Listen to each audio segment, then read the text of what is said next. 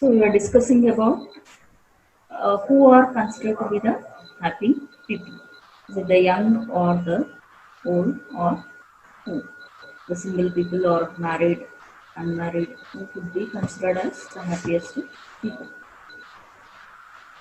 So maybe the conquerors are happy or the wise one are happy, the happy people are happy. This is those who are very joyous, they also may be happy, but we cannot say that to be true. This is rhetorical, but I have noticed with surprise how often the biographies of great men reveal that they were subject to frequent and severe fits of depression, which the world knows nothing of. And he gives an example here that if you read the biographies of great people, they have been often suffering from fits of depression. It's not that they have always been great since their birth. When they have struggled and they happen to face many adversities and they were in fits of depression. But later they happen to be successful. But the world doesn't know that they were in fits of depression. The world only knows that they are highly successful, but it doesn't know that they have already faced fits of depression. Perhaps it is only shallow natures who never feel the tragedy of existence. So maybe it's only the shallow natures who never feel the tragedy of existence. They never feel the tragedy of existence. Only the shallow who have that thing. I can sympathize with the man who wrote, "Send me hence 10,000 miles from a face which always smiles." Send me hence 10,000 miles from a face which always smiles.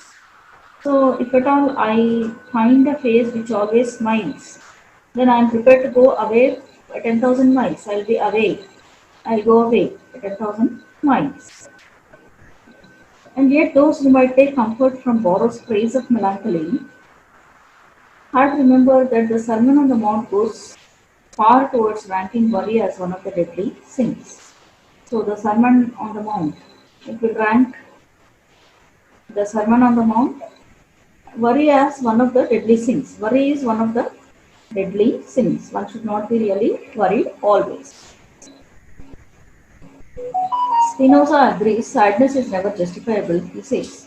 The medieval monks, who must have known the moral dangers of boredom, placed among the seven deadly sins one which they call acedia. He says that the monks who were earlier there,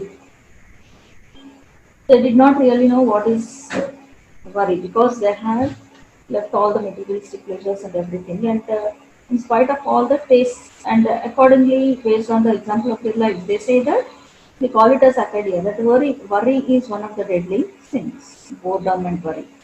They describe it as a compound of dejection, sloth, and irritability, which makes a man feel that no good is worth doing. Now, they describe that as a compound of dejection, sloth, and irritability. It's a kind of dejection, depression, sloth, as well as irritability. The person is irritable, which makes a man feel that no good is worth doing. That is, there is nothing good which is worth doing. You don't need to do anything. That is, the person wants to do, but nothing is worth doing. That is what his position is. We have forgotten the word, and when we are attacked by things, we blame our nerves or our livers. But perhaps the monks were right. So, if at all we say that the monks were right, and they say that our nerves are not livers. So, whenever something like that comes, when there is nothing worth doing, we unnecessarily blame our metabolism or something like that. But we don't realize that we ourselves are in, we have put ourselves in trouble. Religion is a great source of happiness because it gives us the right standard of values and enables us to regard our troubles as a light affliction, which is but for a moment. So, religion is one of the sources of happiness. Religion is one of the sources of happiness, but because it gives us enough strength. It gives us enough strength, and it gives us the right standard of values, and enables us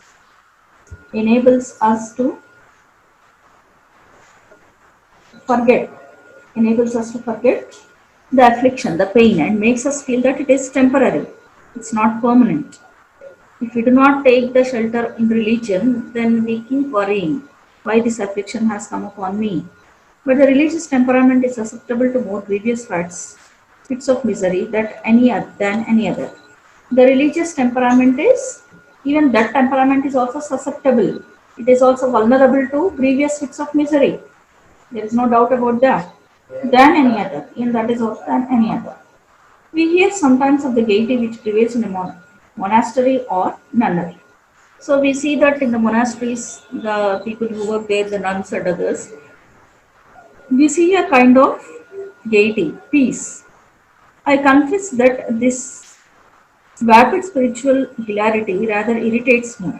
And he says there is a lot of higher level of spirituality there, but he says even that irritates him very much. Running away from life ought not to make people happy. So these nuns and monasteries, they are people who come there, leaving all the worldly pleasures. They say that they are happy there. They can take shelter.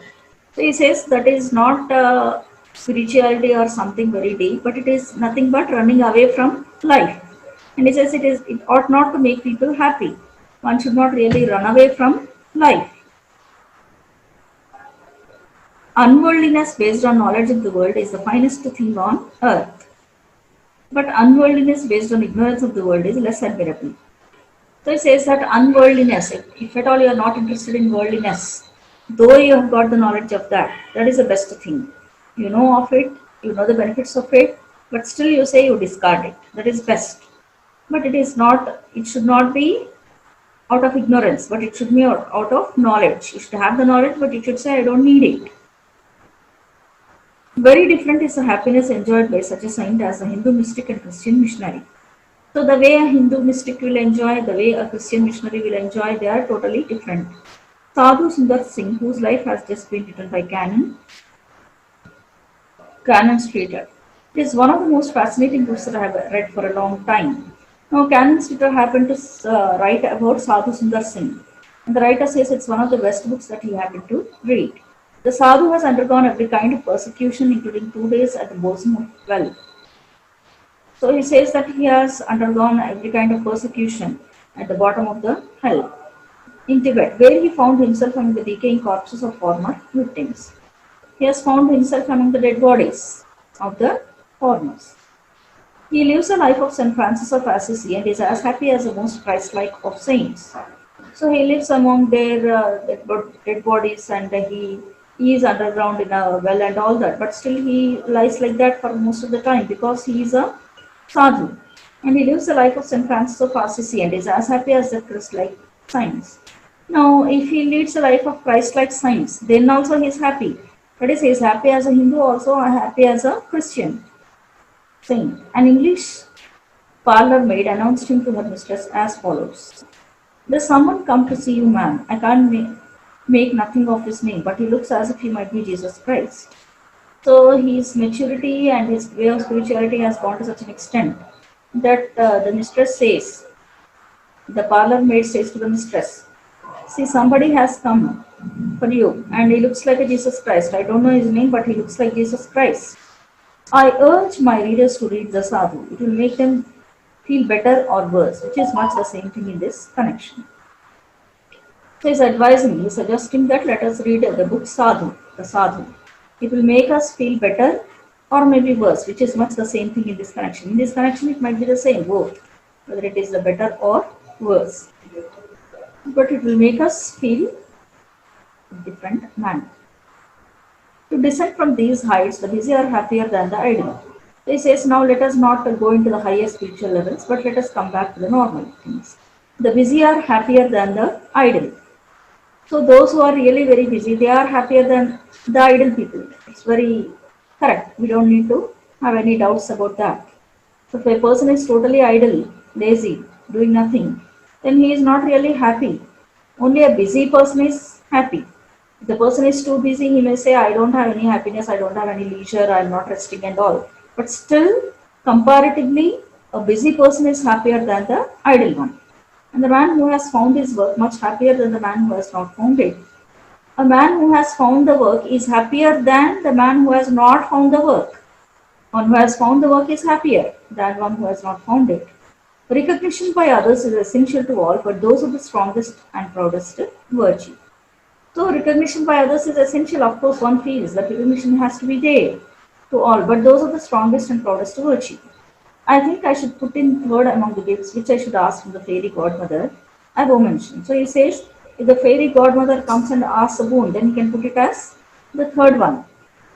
That recognition as the third thing that he seeks as one of the virtues. I should wish first for wisdom, like King Solomon, and by wisdom I mean a just estimate of the relative value of things. He says that the very first thing he would like to ask the fairy godmother is to give him wisdom. But he should be very wise, just as wise as the great King Solomon. And here he gives a definition of wisdom. He means a just estimate of the relative value of things, a correct estimate of the value of things. My second wish would be for domestic happiness. And he says the second wish would be for domestic happiness. They should be happy, domestical and family wise. And my third for the approval of my fellows. So he says that the first one he wants to ask is wisdom, so that he should be able to estimate the value of things. The second should be for the domestic happiness. And the third should be the approval of my fellows. The fellow beings also should be fine, happy. Napoleon is said to have recommended a hard heart and a good digestion as the chief conditions of happiness. Now, Napoleon has given his own definition in his own way, Napoleonical way. One needs to have a hard heart and good digestion as the chief conditions of happiness. Now, if a person wants to be happy, then he should have a hard heart as well as a good digestion. Hard heart in the sense he should not have extreme feelings. That is, he should not be afflicted by somebody afflicted by extreme feelings. If somebody says something or something like that, he should have a hard heart. And the digestion should be good. Then physically he'll be all right. Nothing to say against the second, but a life without affliction and sympathy could give only a very negative kind of happiness. So he says the second one, the writer's opinion is here. The good digestion is fine, but a life without affliction, without affection and sympathy, if the heart is hard, then it means that you don't have any affection or sympathy. It could give only a very negative kind of happiness. It will only give you negative kind of happiness. You cannot always say that my heart should be hard. No, it has to be soft in order to understand the delicate feelings and sympathize with people and be of some help to the people. Can we say that some periods of history were happier than others? Can we say that some of the periods of the history are happier than others? We have so many wars and we have so many good golden periods also. Nobody can doubt that we have fallen upon evil times, and it seems to be true that we take public affairs much more tragically than they did in the 18th century. So there is no doubt that we have fallen upon tragic times, public affairs. But there is no doubt that they were much more tragic in the 18th century. So we had the bad times at that time, good times also. Now also we have bad times and to some extent some good times, better than the previous ones. Dr. Johnson lived through the American War, the greatest misfortune that has ever happened to the British Empire. So we have Dr. Samuel Johnson, who happened to live through the American War, fought against the Britishers. That's one of the greatest misfortunes. But this is how he delivers himself about public calamities. Now he says about public calamities in this way. Boswell, if I were in Parliament, I should be vexed if things went wrong. Now his friend Boswell was saying, if at all I were in Parliament, then I should be vexed if things went wrong. If at all things went wrong, then I should be vexed. Johnson, that's fine, sir. Public affairs vex no man. Now Johnson says, you are in public affairs, then you cannot say that public affairs will vex a man. Boswell, have they not vexed you a little, sir? Have you not been vexed by all the turbulence of this reign? Now this man says, Johnson is asking Boswell, so does it mean that you are never vexed by this, or you never vexed by turbulence of the reign, the rule? Johnson, sir, I never slept an hour less nor ate an ounce less meat. So he says, no, these public affairs, the turbulence in the public affairs never affected me.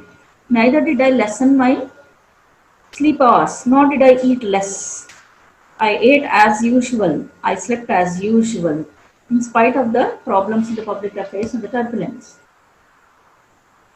Boswell, We are not so philosophical. There must be many thousands of Englishmen who, like myself, are awake all night after the first ominous bulletin about Jutland, which seemed to hint at a great naval disaster. They says only a highly philosophical people can have such kind of mental balance, saying that whatever might happen, happen. I'll not sleep less or I'll not eat less. I'll not have any effect of that on me. But normal people cannot be so balanced. So if at all there is going to be a naval disaster, then naturally one will be awake throughout the night, worried what could happen. But all through the war, when things were looking bad, I tried to remember another scene from English history. We are told that in the days of Commonwealth, Bulstrode Whitelock, ambassador to the Hague, was tossing about through the night in anxiety about the condition of his country. Now we are told about one of the incidents in the war when things were looking bad during the war. He says that he used to remember one scene from the English history. It's told that the Bulstrode Whitelock, the ambassador to Hague, he was worried and what could happen to his country. And throughout the night he was walking here and there. He was much worried about that. An old servant lying in the same room addressed him. So, having seen him walking here and there in a worried manner, one of the old servants who had been there quite for a long time, he addressed the person like this. He addressed the ambassador like this. So, may I ask you a question? So he asked, can I ask you a question? Certainly, replied the ambassador. The ambassador says, yes, of course. Sir, did God govern the world well before you came into it? He asked, did God govern the world well before you have come into the world, entered this world? Yes, undoubtedly, he says. He says, yes, of course, God has governed the world before I have come here.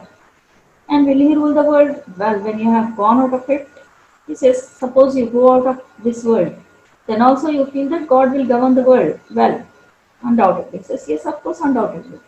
Then, sir, can you not trust him to rule the world well while you are in it? He says, why don't you trust that God will rule the world well when you are here in the world? The tired ambassador turned on his side and fell asleep. So he turned on his side and then again he immediately fell asleep. Till then, he was walking to and fro out of lot of anxiety. The servant says, even before you are born in this world, God looked after the world well. After you go from this world, God will look after the world well. That much of faith you have both times. And why don't you believe that even when you are in this world, then also God will look after the world well? So he could understand the meaning and the essence of it, and immediately he felt relieved and fell asleep. Immediately he fell asleep, felt much relieved. So he goes on to say, so this is the definition of happiness. As I told you earlier, you can't have one common general statement as a definition of happiness. You cannot say that if at all one has this, then the person will be happy. If one does not have this, then the person will not be happy. So this is the essence of what this is. Thank you.